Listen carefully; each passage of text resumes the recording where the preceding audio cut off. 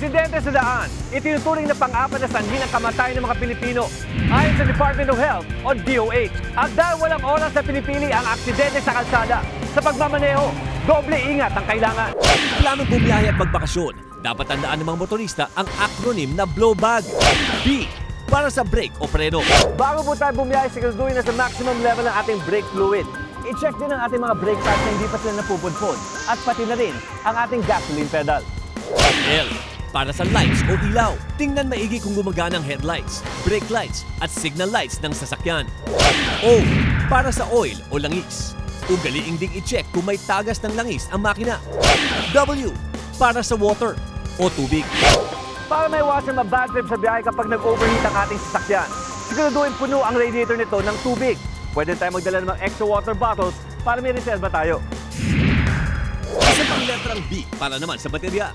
Siguruhin ding malinis ang terminal o kabitan ng kable ng baterya ng iyong sasakyan. I-check ang kaha ng baterya kung namamaga o lumolobo ito sa mga gilid. A. Para sa air o hangin. Inspeksyonin at agad palitan ng mga gulong kung may butas ang mga ito. G. Para sa gas o gasolina. Mahaba man ang biyahe o hindi, tiyaking mayroong sapat na gasolina ang sasakyan. Ang buhay at kaligtasan mo nakasalalay sa sarili mong mga kamay. Kaya laging tandaan, sa anumang insidente tumawag agad sa aming Rescue 5 hotline sa numero 922-5155. Dalang Rescue 5 mula aksidente sa kalsada hanggang sa bahay mo. Aaksyonan, ora mismo.